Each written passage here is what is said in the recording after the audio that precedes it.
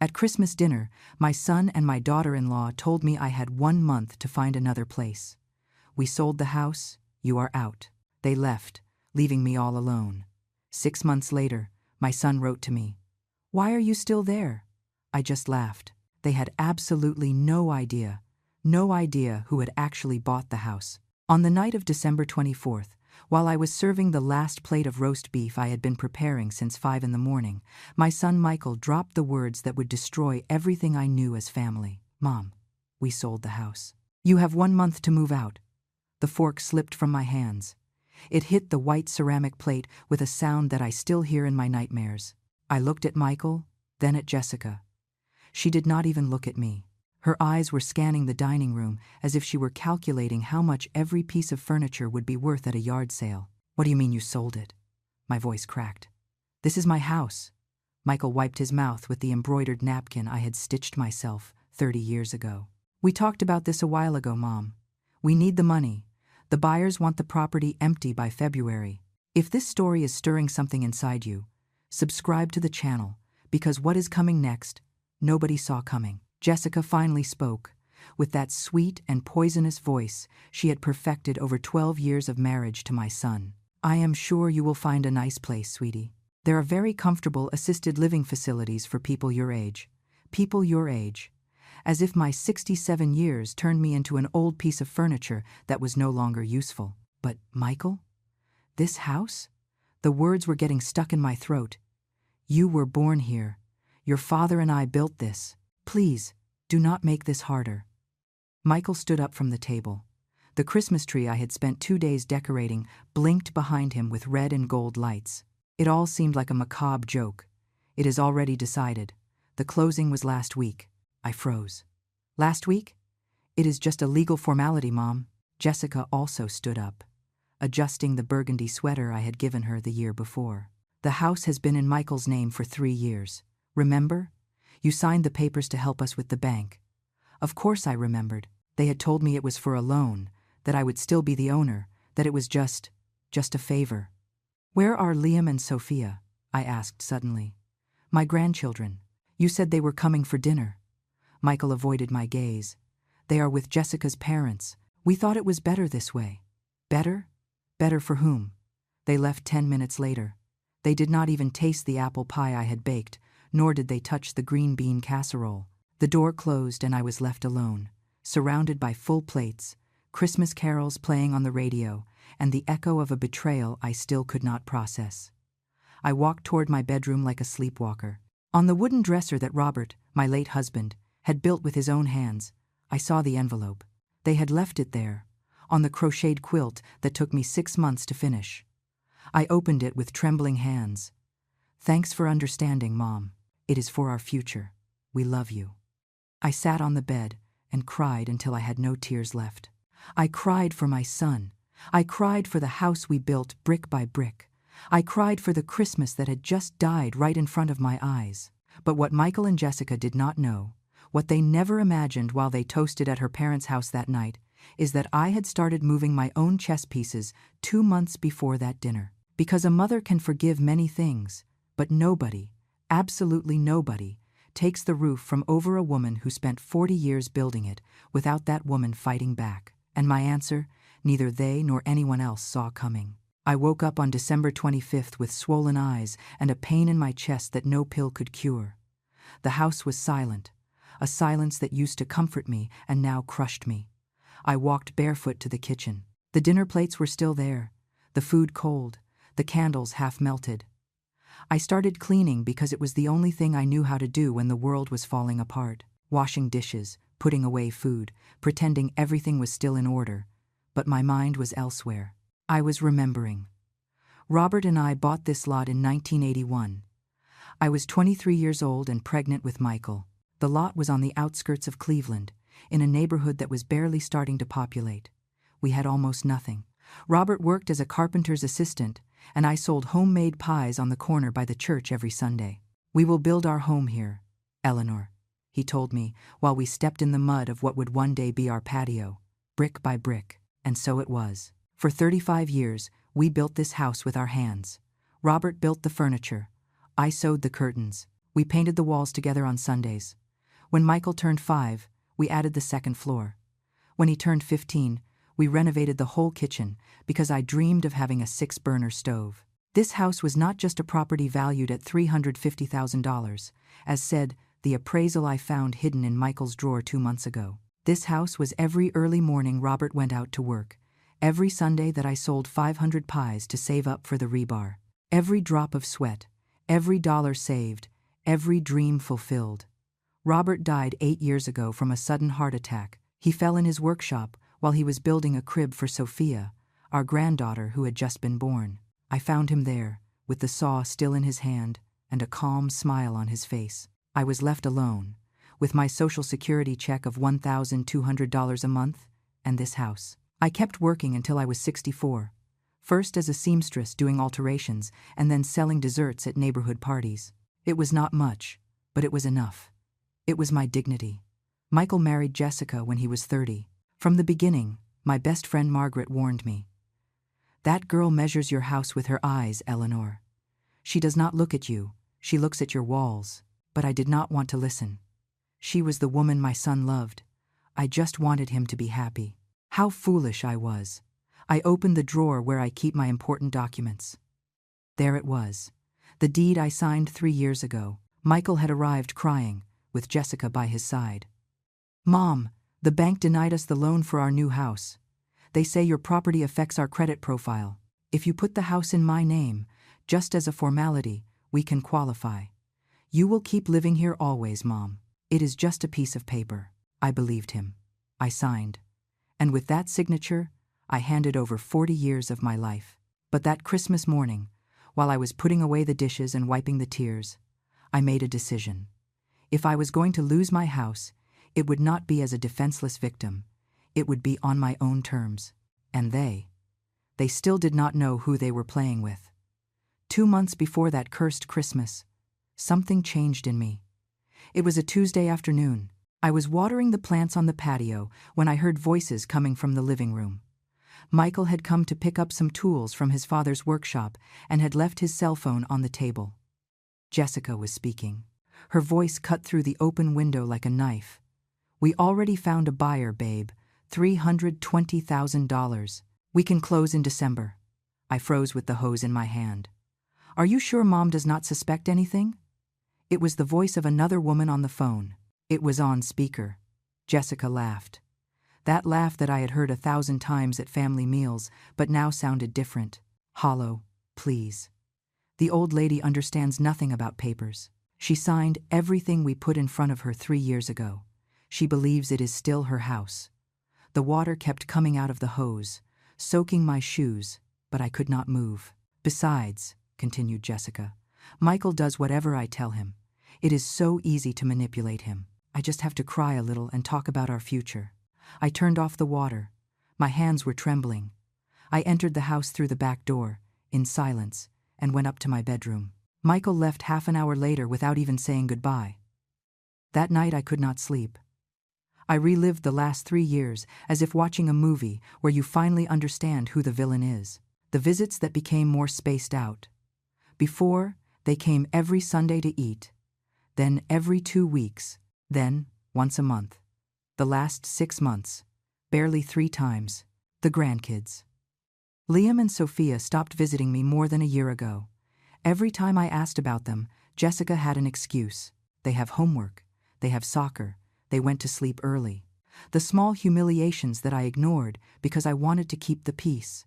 Jessica coming into my house and saying, "Oh, Eleanor, this armchair is already very worn out. You should renovate. Or worse, it smells like an old folks' home here. Can't you use air freshener?" Once, a year ago, I prepared a pot roast for the whole family. It took me 2 days. Michael canceled 3 hours before via text message. "Sorry, Mom, something came up." Another day. The food stayed there, on the table, waiting for mouths that never arrived. But the worst was when I discovered, snooping on Facebook one afternoon of insomnia, the photos. Jessica had uploaded images of our new house under construction. A modern residence in a gated community on the north side of town. Comments from her friends. "How beautiful. You guys made it." I had given her $85,000 as a loan for the down payment on that house 2 years ago. Just for a while, Mom. We will pay you back in 6 months. I never saw a single dollar back. I sat in front of the old computer that Liam had given me years ago and started investigating. I searched on Google. What happens if someone sells a house that is in their name but where another person lives? The answer froze my blood. If the house was legally in Michael's name, he could sell it. I had no right, unless. I kept searching, and what I found that early morning changed everything, because it turns out that a betrayed mother can become the best strategist when she has nothing left to lose. The next morning, I went to the county recorder's office. It was a gray building in downtown Cleveland, full of people carrying yellow folders and tired faces.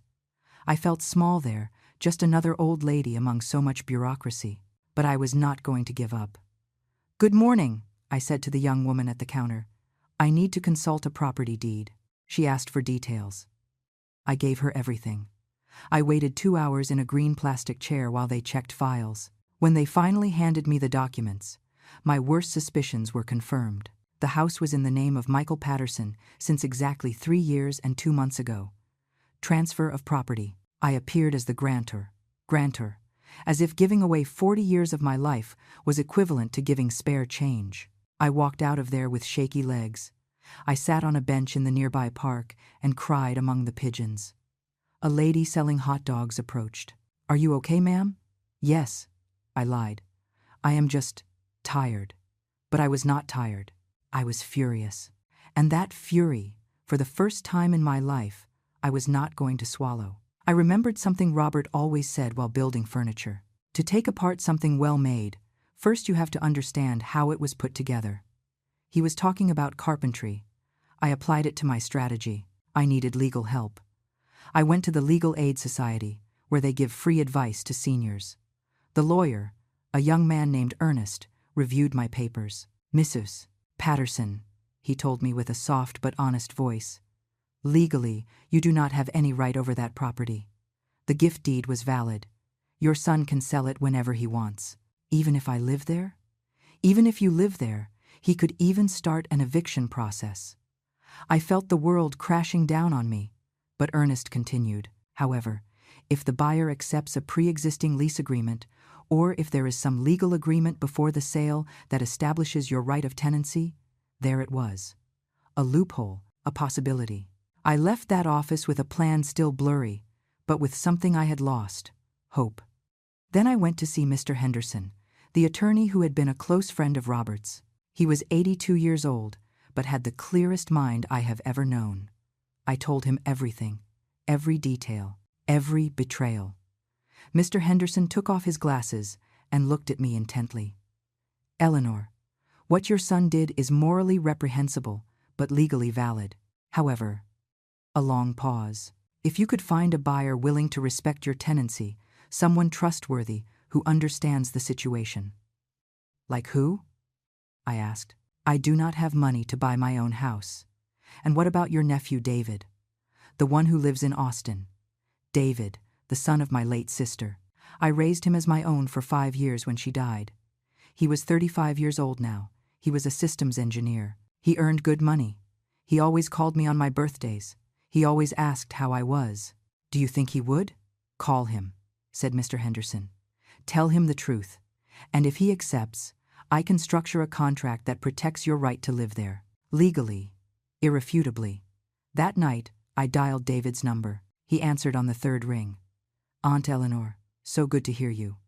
And then, for the first time, I told someone the whole truth. What I did not know is that that call would not only save my house, it would save my dignity and destroy the illusions of 2 people who believed they could play with me without consequences. David arrived in Cleveland 3 days after my call.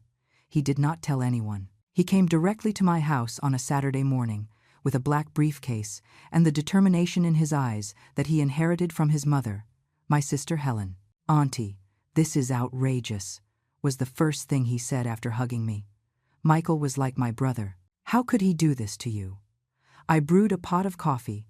We sat in the kitchen where I had seen him do his homework so many times as a child, and we put together the plan. David made good money in Austin, he had savings. But buying a house for $320,000 was not something he could do alone overnight. We needed to be smart. I have $45,000, I told him, taking out the notebook where I kept the record of all my savings. It is all I have left, after lending Michael money for his new house. David clenched his jaw. That money was never a loan. It was robbery. He was right. But the past did not matter now. Only the next move mattered. Mr. Henderson joined the meeting that afternoon. Between the three of us, we structured the strategy. David would create a company, North Star Investments, LLC, a shell company, legal, but impossible to trace back to him, at least not immediately. My $45,000 would be the down payment. David would get a business loan for the rest. Afterward, over time, I would pay him back everything by selling the few gold jewelry pieces I had, some furniture, whatever was necessary. But first we had to win the game against them. The trick, explained Mr. Henderson while drafting the paperwork, is to include a clause for a pre-existing lease. The buyer accepts the property with the current tenant. That gives you the legal right to stay. And if Michael does not accept that term? Mr. Henderson smiled slyly. We will hide it in the fine print. Amidst so much legal jargon, they will not even notice. Besides, if they are desperate to close the sale before the end of the year for tax reasons. Exactly. Greed would make them careless. David took charge of contacting Michael. He did it through an intermediary, a real estate agent who worked with his company. There is an interested buyer, cash payment, quick closing, but the offer is for $320,000, not the $350,000 they are asking. Michael took the bait immediately. The following weeks were a perfect play. David negotiated from a distance. I pretended not to know anything. Michael and Jessica came to the house occasionally, measuring, taking photos, probably planning how they would spend the money. One afternoon, Jessica entered my room without knocking. Mother-in-law, when you leave, can I keep the antique wardrobe? It would match perfectly with my new living room. The wardrobe that Robert had built for our wedding, that he had varnished 3 times until it was perfect, that had our initials carved on the back. Of course, honey, I told her with a smile. Take whatever you want. Her face of satisfaction gave me nausea, but I endured. On December 15th, they signed the deed at Mr. Henderson's office. David was not present. He sent a legal representative. Michael and Jessica signed every page almost without reading. Their eyes were shining. $320,000. Enough to finish their new house, and they would still have enough left over for a car. Mr. Henderson handed them the check. They took it as if it were a winning lottery ticket. By the way, said Mr. Henderson casually while putting away the documents, Clause 7.3 establishes respect for the current lease agreement. Standard procedure. Michael barely nodded. Jessica was already calculating expenses on her cell phone. They left their millionaires. And I stayed in my chair watching them go, knowing something they still did not know, that they had just sold me my own house, and that the real game was just beginning. After the Christmas dinner, after they left leaving me among the dirty dishes and broken promises, I fell into a dark well that I did not know existed inside me. I went 3 days without tasting food, only black coffee and water. I spent my time in bed, hugging Robert's pillow that still held his scent after 8 years. Or maybe it was my imagination. Maybe it was just my desperation trying to hold on to something. On the nightstand was the photo album. I opened it with trembling hands. Michael at 3 months, wrapped in a knitted blanket my mother-in-law gave me. Michael at 5 years old, with his new kindergarten uniform, smiling at me as if I were his hero. Michael at 15, graduating from middle school with honors. Me by his side, proud, in my floral dress that I had bought especially for that occasion. Michael at 25, on his wedding day, hugging me and whispering in my ear, "Thanks for everything, Mom. You are the best mother in the world. At what moment did I lose that boy? At what moment did he turn into the man who took the roof from over my head?" I cried until I fell asleep. I dreamed of Robert. He was in his workshop, sanding a piece of wood, whistling a song by Frank Sinatra. He turned to look at me and smiled. "Don't cry, my Eleanor. You still have battles to win." I woke up startled. It was 3 in the morning. The house creaked with those night sounds I knew by heart, but this time they did not comfort me. They terrified me. I went down to the kitchen. The plates were still unwashed. The rotting food filled the air with a sour smell. Everything was falling apart, myself included. I sat on the kitchen floor, and for the first time in years, I truly considered giving up, calling Michael, telling him I would look for a place, letting them get away with it, that I would accept my defeat. Just then the doorbell rang. It was 3:30 in the morning. Who could it be? I opened with fear. It was Margaret, my lifelong friend. She was wearing her nightgown under her coat and slippers. Her face showed concern. "Friend, I saw your light on at this hour. And you haven't come out in 3 days. What is happening?" I told her everything. Between sobs, I told her about the house, about Michael, about Jessica. I showed her the papers, the photos, the album. I confessed that I was thinking about giving up. Margaret grabbed me by the shoulders with a strength I did not know she had. Get up right now." Her voice was fire. "Those people stole your house, but are you going to hand over your dignity too?" "No, Eleanor. No, I can't anymore, Margaret. I am tired." "Tired? Your husband worked 40 years to build these walls. You cleaned houses and baked pies under the sun for 30 years to place every brick, and now you are going to give up because your son turned out to be ungrateful?" Her words pierced me like needles. "Michael lost his mother the day he decided to betray you, but you haven't lost your dignity. Not yet." Margaret forced me to stand up. "Those documents you signed with David, that plan you put together, what was all that for if now you are going to lay down and die?" She was right. Of course she was right. I washed my face. Margaret made me chamomile tea. Together we cleaned the kitchen in silence. We threw away the spoiled food. We washed every plate. We swept. We mopped. When the sun began to rise, my house was back in order. And so was I. "Thank you, friend," I said, hugging her. "Do not thank me. Show me. Win this battle." And so I would, because that early morning I stopped being the mother who forgives everything. I became the woman Robert knew I could be. The one who does not give in. The one who fights until the end. January arrived with cold and with Michael's first call. "Mom, did you find a place yet?" His voice sounded impatient. There was no trace left of the son I knew. "I am still looking, son. Give me more time." He hung up without saying goodbye. I started packing, slowly, box by box.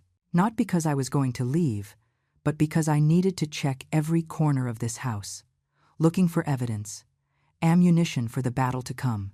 In the guest room closet, I found a forgotten cardboard box. Inside were old clothes, books from when Michael was a child, and something that caught my attention. A pink folder with papers. I opened it. They were letters, handwritten, Jessica's handwriting. She had left them forgotten 2 years ago, when they came to stay for a week while they remodeled their condo. Jessica was careless. She always left things lying around. I started reading, and with every word, something inside me crystallized into pure ice. "Dear Sophia, I swear this old woman never dies. She is already 65. How much longer is she going to live? We need that house now. Michael is so naive. He does everything I tell him. I convinced him to put the house in his name. Now we just have to wait for the perfect moment to sell. His mother is so stupid she doesn't even understand it is no longer her property." I had to sit down. The world was spinning. Another letter, dated 6 months later. "We already found a buyer, an investor from out of state. They offer $3.2 million. Well, $320,000. Michael wants to wait. He says he feels bad for his mom. But I will convince him. I always do. I just need to cry a little and talk about our kids, about their future." He always caves. There was more. Much more. Photographs I had not seen. In one, Jessica appeared hugging a man who was not Michael, kissing in a restaurant. On the back, with careless handwriting, "Jason, my love, soon we will be free. Jason." I searched on her social media using the computer. It was not difficult to find him. Jason Miller, architect, partner at a real estate agency, married, with 2 kids. Jessica was not only stealing my house, she was cheating on my son with a man who was surely helping her sell properties. But there was something else in that box. Bank documents, account statements, a loan in my name for $20,000 that I never authorized, my signature forged. Or maybe I signed without realizing, trusting, believing it was another favor. I photographed everything with my cell phone. Liam, my grandson, had taught me how to use the camera and send photos via WhatsApp. "Grandma, you just press here and it saves to your gallery." I saved every piece of evidence meticulously. The letters, the photos, the bank documents, everything in a manila envelope that I hid in the safest place I knew. Inside the mattress of my bed, in an opening I made with the sewing scissors. I called David that night. "Nephew, I found something. Something that changes everything." I sent him the photos. I heard his ragged breathing on the other end of the line. Auntie, this is enough to sue for fraud, for forgery. Jessica could go to jail." "I know," I said with a calm voice, "but we are not going to use these letters yet. We will save them for the exact moment." "What moment?" "When the time comes for both of them to look into the eyes of the person they thought was defeated. When they are sure they won. That is when I will show them who I really am." David remained silent. Then he said something I will never forget. "Auntie, my mom would be proud of you. And I know Uncle Robert is too." I hung up and sat in the darkness of my bedroom. The evidence was stored. The plan was in motion. David owned my house legally. I had the right to stay by contract. Now only one thing was missing. For Michael and Jessica to discover that the house of cards they built with my tears was about to collapse, and I would have a front row seat to watch it fall. February 1st. The deadline they gave me. Michael arrived at 9 in the morning with Jessica. I was waiting for them in the living room, drinking coffee, calm. "Mom, what are you still doing here?" Michael seemed genuinely confused. "We said it was 1 month." "Oh, son. I have searched, but I cannot find a place I can afford with my Social Security. Give me a little more time," Jessica huffed. "Ma'am, this is irresponsible. The buyers are going to want to enter soon." "Well, let them wait," I said with poisoned sweetness. "I cannot find where to go." They left annoyed. I stayed smiling into my coffee cup. "March," Michael called every week. "Did you find something already, Mom?" Always the same question. Always my same answer. Still looking. In April they came together. This time Jessica lost her composure. "Enough. This is ridiculous. You are 2 months late," she was shouting in my living room with her finger pointing at me. "You cannot stay here. This house is no longer yours." Michael tried to calm her down. "Jessica, please." "No. Your mother is sabotaging us. Don't you see?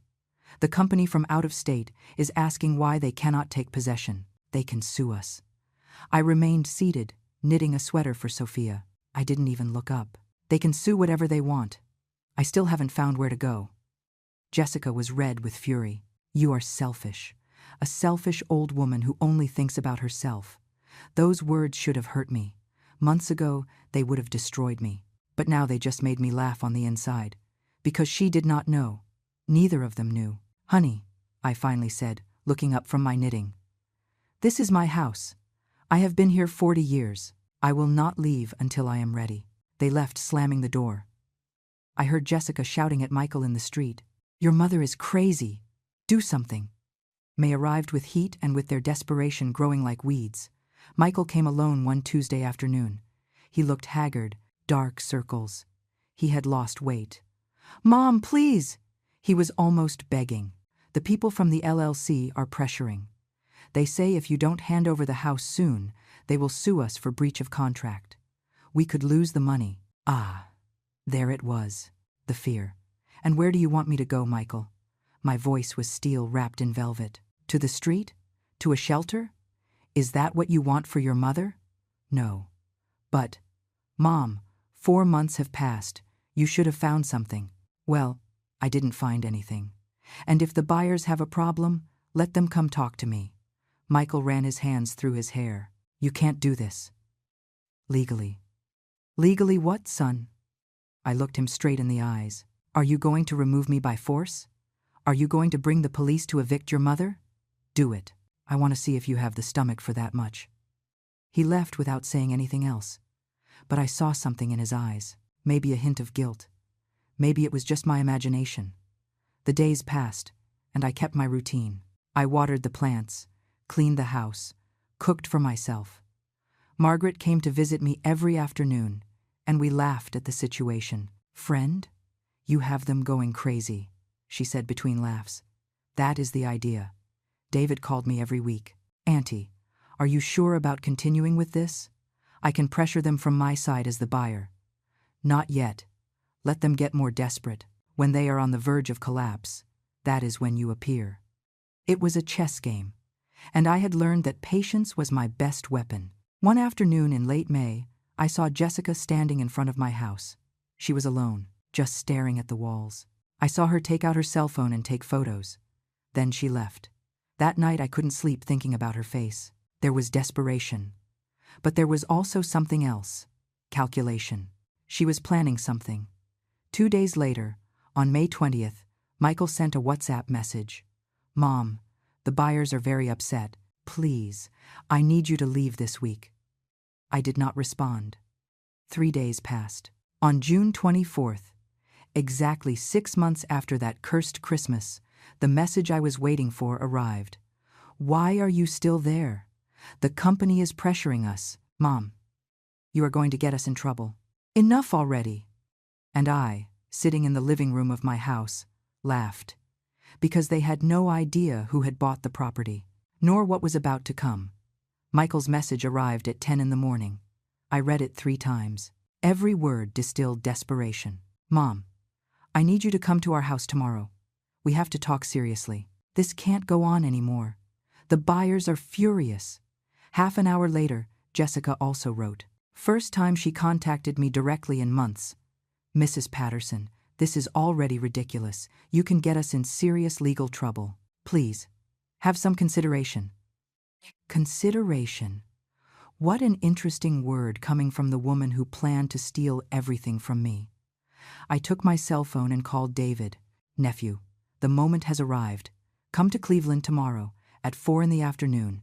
Bring Mr. Henderson with you. Are you ready, Auntie?"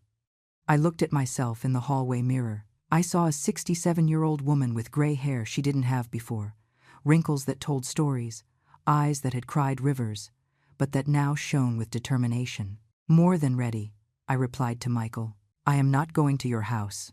If you want to talk, come to the house tomorrow at 4 in the afternoon. I will be waiting for you." There was a long silence. Then, "Okay."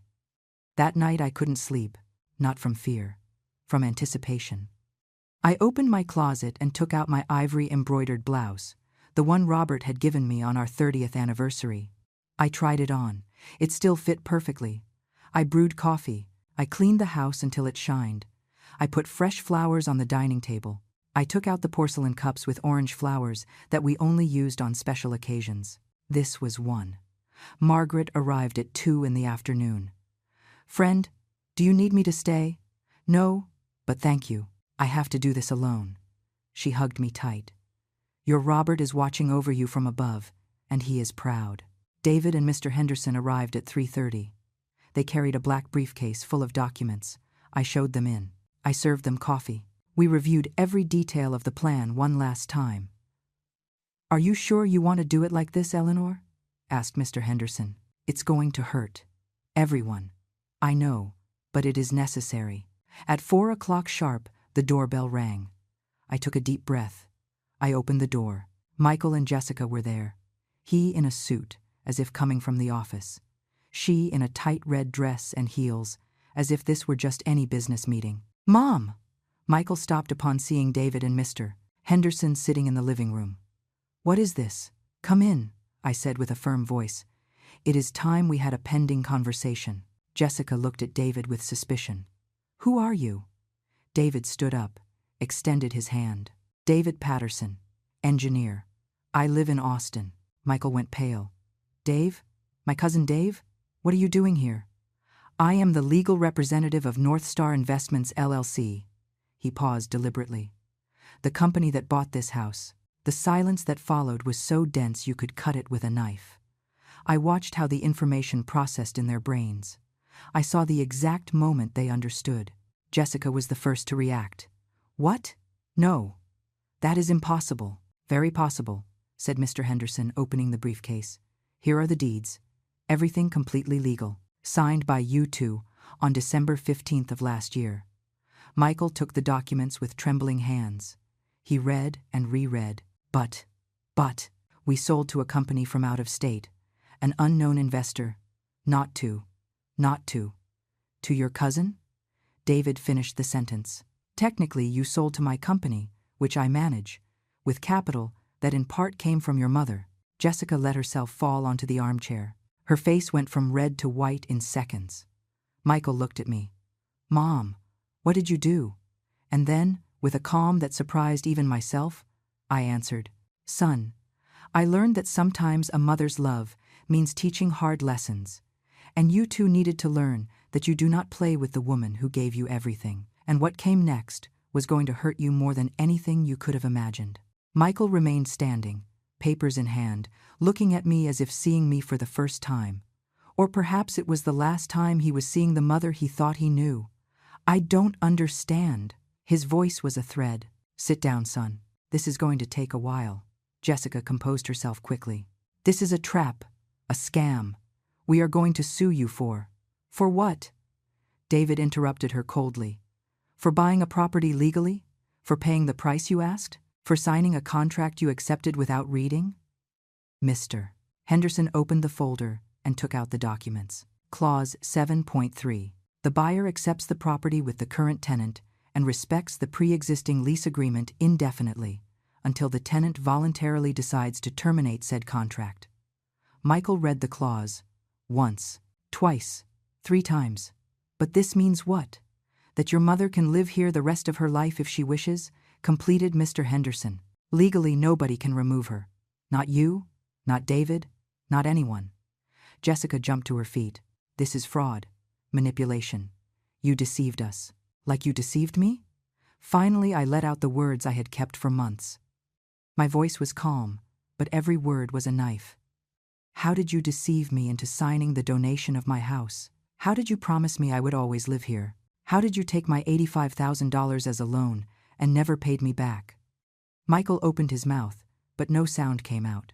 I stood up and took out the manila envelope I had hidden. I put it on the coffee table. I opened it slowly. You left this forgotten 2 years ago, Jessica. I took out the letters. Letters to your friend Sophia, where you explain in detail how you manipulated my son to keep my house. I held one out. She didn't take it. I read it out loud. This old woman never dies. We need that house now. Michael does everything I tell him. My voice cracked for a second. Just a second. Then I continued. His mother is so stupid she doesn't even understand it is no longer her property. Michael turned to look at Jessica. What is this? She shook her head. I didn't. That is taken out of context. I took out more papers. Here is the loan for $20,000, in my name, with my signature, that I never consciously authorized. Mom, that was to help us with. With what, Michael? With your new house? The one you built while I ate beans to stretch my Social Security? Tears were starting to fall, but I held them back. I worked until I was 64 to keep this house. Your father died building a crib for your daughter.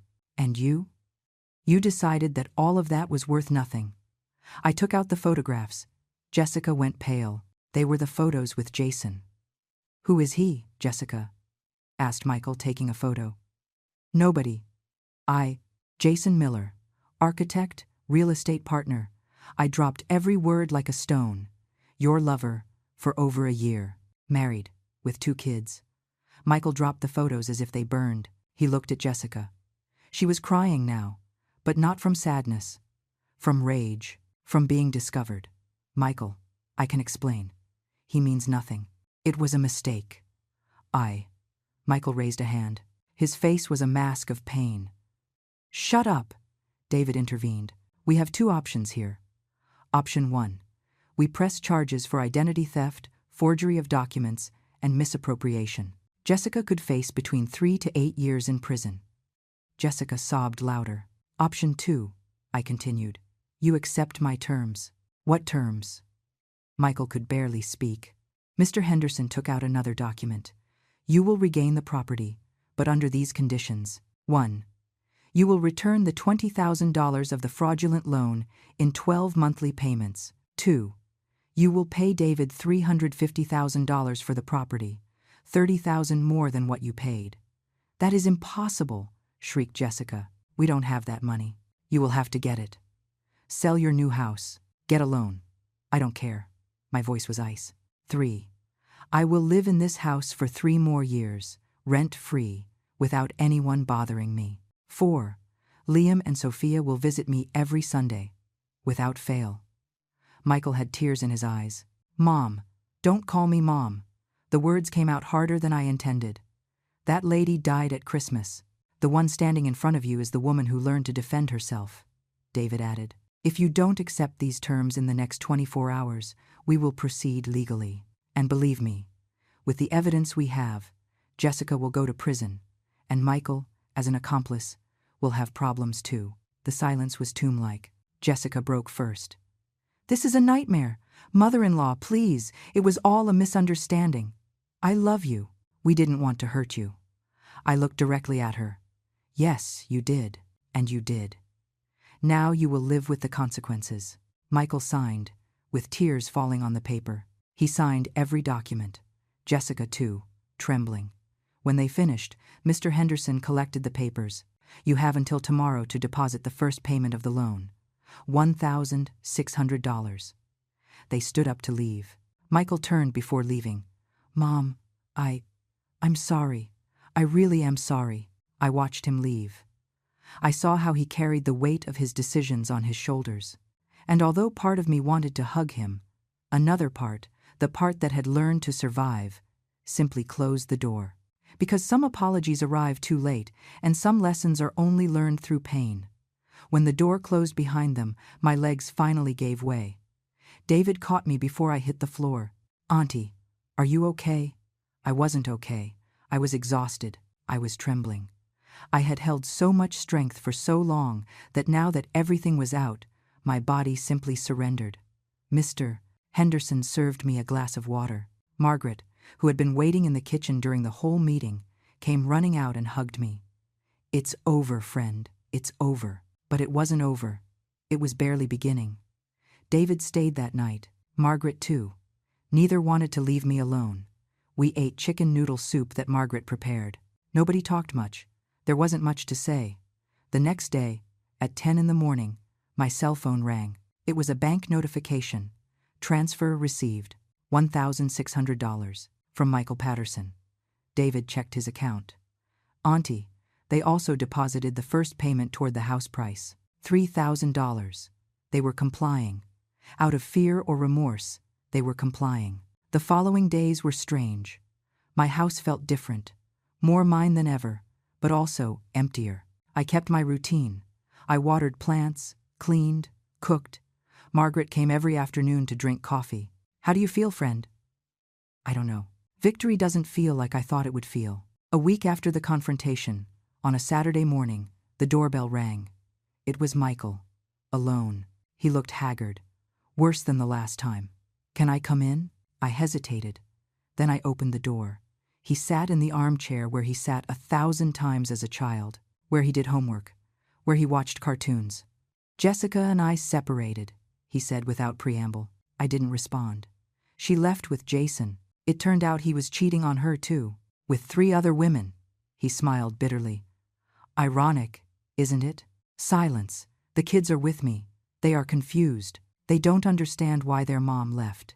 They don't understand why we don't live in the new house anymore. He ran his hands over his face. I had to sell it, Mom. To pay what I owe you. To pay David. Don't call me Mom. I'm sorry. I am so sorry. He cried. A 42-year-old man crying like a child. I lost everything. My wife, my house, my dignity. And the worst part is, I deserve it. Something inside me moved. It wasn't forgiveness. Not yet. But it was something. Why did you do it, Michael? At what moment did I stop being your mother and become an obstacle? You were never an obstacle. I let myself be manipulated. Jessica was so convincing. She said we needed to secure our future, that you would be fine, that it was just a piece of paper. He looked up. But I did know, Mom. Deep down, I did know it was wrong, and I did it anyway. That brutal honesty hurt more than the lies. And the kids? How are they? They ask about you. Every day. I told them they could come this Sunday. You can come too. Every Sunday, as the contract says. Really? It wasn't forgiveness. It was a door ajar. A possibility. Maybe. He left half an hour later. I stayed in the living room, looking at the walls I had fought so hard to keep. Robert had a saying. Revenge is a dish best served cold, but forgiveness is a road walked slowly. I was somewhere in between. I had won my house. I had regained my dignity. But the cost had been high. My relationship with my son was broken. Maybe it could be repaired. Maybe not. That night, before sleeping, I took a box out of the closet. It was the box where I kept Robert's things, his watch, his tools, a photo of us on our wedding day. So young, so full of hope. I did it, love, I whispered to the photo. I defended what was ours. But I feel empty. The clock he left chimed every hour, as always, constant, reminding me that time kept moving forward, and that now, with my house secured and my dignity intact, I had to decide what to do with the time I had left. If I would fill it with resentment, or if I would give a chance to my son's redemption. That decision I hadn't made yet, but at least now, it was my decision. Sundays became my new routine. Every week, at 11 in the morning, Liam and Sophia arrived. Michael brought them and stood there, silent, almost invisible. The first Sunday was awkward. The kids entered as if walking on broken glass. Grandma. Liam, who was now 13 and almost as tall as his father, hugged me tight. I missed you so much. Sophia, 10 years old, stayed back. Dad says you guys had problems. Yes, honey, but that is between adults. You aren't to blame for anything. I prepared chicken pot pie, their favorite. I watched them devour everything, as if they hadn't eaten in days. Michael barely touched his plate. Where is Mom? Asked Sophia eventually. Michael and I looked at each other. Your mom had to go away for a while, he said. The kids didn't ask more. Children always know more than they say. During March and April, I watched Michael crumble little by little. Every Sunday he arrived thinner, more tired. He worked double shifts to pay the debts. He had sold the new car. Now he came in an old one a friend lent him. How are you doing with the payments? I asked him one Sunday, when the kids were playing in the yard. I'm living day to day. It's hard, but it is what I deserve. In May, Liam looked for me in the kitchen while I was washing dishes. Grandma, Dad did something very bad. I dried my hands and looked at him. He had Robert's eyes, the same noble and confused eyes. Your dad made a mistake, honey. A big mistake, but he is trying to fix it. Will you forgive him? I don't know yet. Forgiveness isn't something given just because. It is earned. He cries at night. I hear him. And then he looks at old photos of you. From when he was a kid, those words pierced my chest like arrows. June arrived with suffocating heat and an unexpected call. It was the bank. Jessica had tried to take out a loan using my identity again. But this time, with all the alerts we had put in place after discovering the previous fraud, they caught her. Michael arrived running to my house that afternoon. Mom, Jessica is in custody. She tried to forge documents again. They can prosecute her. Let them prosecute her. It is no longer my problem, nor yours. But the kids? The kids are better off without her. And you know it. He was right and he knew it. Jessica got out on bail 2 days later and disappeared. Nobody heard from her again. Michael received the divorce papers a month later. By July, something had changed in Michael. He kept coming every Sunday, but now he brought things. One Sunday, he fixed the kitchen faucet that was leaking. Another Sunday, he pruned the whole garden. Another, he painted the front fence that was rusty. You don't have to do this, I told him. I know, but I want to. One afternoon in August, while Liam and Sophia watched TV, Michael and I sat on the patio. The same patio where Robert and I dreamed of the future decades ago. I have been going to therapy, he said suddenly. Twice a week, with a psychologist. Yeah? I reprocessed Dad's death and how I let myself be manipulated by Jessica because I was looking to fill a void. It is not an excuse, but it is the reason. I listened without interrupting. I also realized I took you for granted my whole life. I assumed you would always be there, no matter how I treated you. I assumed your love was infinite and unbreakable. He wiped a tear. And when I almost lost you because of my own fault, I understood that even a mother's love has limits, and that I crossed all of them. Yes, you crossed them. Will you ever be able to forgive me? I'm not asking for tomorrow or next year, but someday? I looked at the sky, the same clouds I watched with Robert, the same sun that saw us build this house, brick by brick. Forgiveness does not erase what happened, Michael. It does not bring back the 6 months you left me alone after destroying me at Christmas. It doesn't erase the nights I cried thinking my only son hated me. I know, but... I paused. I can give you the chance to be better. Not for me, for you, for your children. His shoulders shook. Thank you. I don't deserve even that. You're right. You don't deserve it. But I am not like you. I don't abandon my family, even when they hurt me. That was the first time I saw him really understand the weight of what he had done, and the first time I understood that maybe, just maybe, justice doesn't always have to be bitter. Sometimes it can be mixed with a pinch of hope. December arrived again. Exactly 1 year since that Christmas that split my life in two. This time, when I opened my eyes on December 24th, I didn't feel the same panic. The house was still mine. My bed was still mine. My future was still mine. I got up early and started cooking. Not the feast from last year, something simpler, more real. Chicken and rice, salad, and custard. Enough for 4 people. At 5 in the afternoon, the doorbell rang. It was Michael with Liam and Sophia. The kids brought a cake they had decorated themselves. It said, "We love you, Grandma," with crooked frosting letters. "We took 3 hours making it," said Liam proudly. "It is the most beautiful cake I have seen," I said sincerely. We ate dinner in silence at first. Then Sophia started telling stories from school. Liam talked about his basketball team. Conversation flowed like water after a long drought. After dinner, Michael helped me wash the dishes, like he did when he was a boy. "Mom," he said, while drying a cup, "I know you said not to call you that, but can I try again? Can I try to be your son again?" I looked at him. I saw the 42-year-old man who had made terrible mistakes, but I also saw the 5-year-old boy who told me I love you before sleeping. I saw 30 years of memories between those 2 moments. "You can try," I said finally. "I promise nothing, but you can try." His eyes filled with tears. "That is all I ask." That night, when they left, I didn't feel empty like the year before. I felt at peace. Not complete. Maybe I would never feel complete like before, but at peace. January passed. February. March. Sundays remained sacred. Michael never missed one. He kept paying his debts religiously. He had sold everything of value he had to settle with David. In April, I found out he had started working on a community project, helping seniors with legal paperwork. "So no one else goes through what you went through," he explained to me. It wasn't enough to erase what he did, but it was something.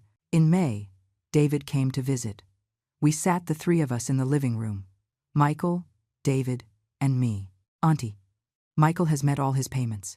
He only has 8 months left." Michael nodded, exhausted but compliant. "I have been thinking," continued David, "that when he finishes paying, in December, I will return the property to him, but with one condition, that you draft a deed where you, Auntie, keep the right of residency for life. Legal, immovable, no matter who the owner is." "David, you don't have to," began Michael. "Yes, I have to, because my aunt saved me when my mother died. And because it is the right thing to do," Michael cried. Again. It seemed that year he had cried more than in his whole life. In June, something unexpected happened. Liam, my grandson, won a writing contest at school. The theme, "The person I admire most." He wrote about me. "My grandma is the strongest woman I know. When everyone abandoned her, she stood tall. When they took everything from her, she fought to get it back. And when she could have taken revenge, she chose to give another chance. That is why I admire her. Because real strength isn't in never falling. It is in getting up every time you fall." I cried reading that text. I cried like I hadn't cried in months. The kids spent more time with me now. I taught them to cook. Liam learned to make pies. Sophia learned to embroider. I told them stories about their grandfather Robert. I taught them what it means to build something with your hands. One afternoon in July, while I was watering the plants, Michael arrived early. He had something in his hands. "What is that?" "Documents." "From a lawyer." I felt scared. "What documents?" "I have asked the judge to officially name you legal guardian of Liam and Sophia in case anything happens to me. That this house be their guaranteed inheritance, and that you have total control of their finances until they are of age." Michael, Jessica, already signed the custody revocation. She didn't even fight. "The kids are legally mine, and I want you to be the one who protects them if I can't. Nothing is going to happen. But if it does, I want them to be safe, with someone who truly loves them." He looked me in the eyes. "With their grandmother." I signed the documents with trembling hands. October arrived with news. David had met someone. A girl from Austin. They were going to get engaged. He invited me to the wedding for February of the following year. And Michael, my son who betrayed me, who destroyed me, who forced me to fight for my own house. He asked me if he could accompany me to the wedding. "As your son," he said, "if you still consider me one." "I am still working on that," I answered honestly. "But yes, you can accompany me. Because forgiveness isn't a switch that turns on overnight. It is a long, painful road, full of stones. But it is a road I decided to start walking." December 24th, 2 years after that Christmas that changed everything. This time, the table was set, with all the love I used to put into it, but with all the wisdom I now had. It wasn't the table of a naive woman who trusted blindly. It was the table of a woman who had learned that love must also protect itself. Michael arrived with the kids at 6 in the evening. Liam was 14 now, almost a man. Sophia, 11, helped set the table without being asked. Dinner was simple: roast turkey, stuffing, mashed potatoes, salad, and the holiday punch that Robert loved. The candles were lit. The tree blinked with the same little lights as always. But everything was different. "Grandma, can I say something?"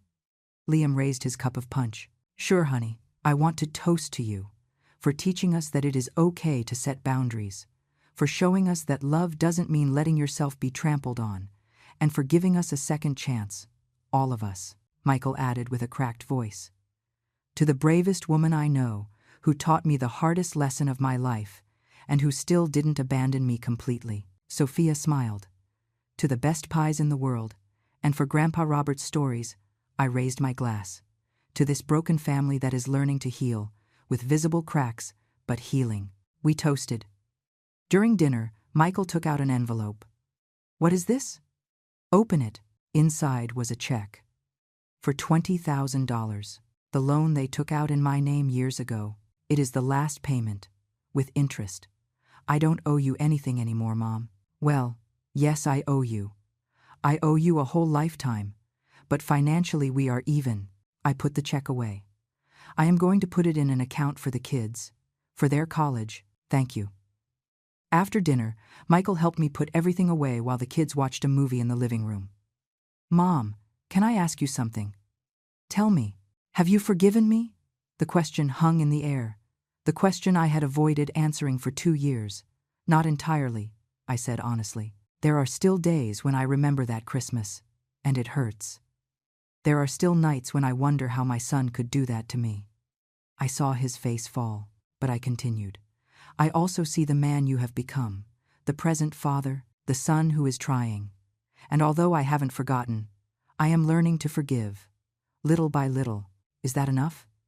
"It is what there is, and you will have to accept it." He nodded. "I accept it. I will take what you give me." That night, when they left, I was left alone again.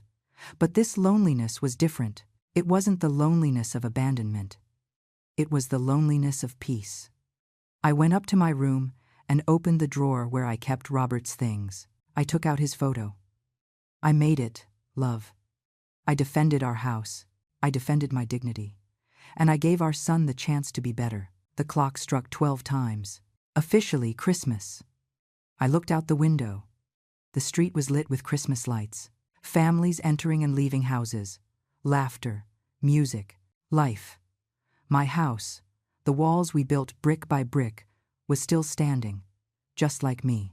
Because true strength isn't in never falling. It is in getting up every damn time they knock you down. In setting boundaries when the world asks you to be quiet. In defending what is yours when everyone expects you to give up. And in giving a second chance to love, not because it is easy, but because it is human. Today is Saturday morning. I am sitting on the patio of my house. The house I almost lost. The house I recovered with cunning and tears, drinking coffee while I watch Liam teach Sophia how to varnish wood. Like this, with even strokes. Just like Grandma taught us, says Liam, with that patience he inherited from his grandfather. I am 69 years old now, 2 years older than when everything exploded, 2 years that feel like a whole lifetime. Last week I started giving talks at the neighborhood community center. They invited me to speak about family fraud and asset protection for seniors. I went with fear. I thought nobody would go. 70 people arrived, 70 older men and women with stories similar to mine, children who manipulated, daughters-in-law and sons-in-law who stole, families that abused trust. I told them my story, without shame, without hiding anything. I signed the papers for love, I told them, because I trusted. Because a mother wants to believe that her son would never hurt her, and that trust cost me everything. I saw tears in their eyes, I saw recognition, but I also tell them this: you are not alone, and you are not defenseless. The law has tools, you have rights, and above all, you have dignity. Do not lose it. After the talk, 3 women approached me with cases almost identical to mine. I connected them with Mr. Henderson. Now he and David created a free legal advice program for seniors in situations of family fraud. Michael works as a volunteer there every Saturday. It is his way of paying for what he did, not just to me, to everyone who suffered the same. Sundays remain our sacred day. It has been 2 years without missing one. Liam is about to enter high school. Sophia is learning to play guitar. Michael is building a new life, more modest, more honest. Are we the perfect family? No, we have cracks, we have awkward silences, we have days when the past peeks out and hurts. But we are here, present, trying. David's wedding was beautiful. I met his wife, Mariana, a sweet girl who hugged me and told me, "David told me everything you did for him, but he says you did much more for him." We were family, I told her. That is what family does. A month ago, Michael asked me if he could put the house in the grandkids' names when I am no longer here, with a trust that prevents them from selling it until they are both 30, so they have a safe place always. Sounds good to me, I told him. But I will sign those papers. Me. Nobody else. Of course, Mom. Mom. He calls me Mom again, and it doesn't hurt so much to hear it anymore. This morning, while watering the patio plants, I found something.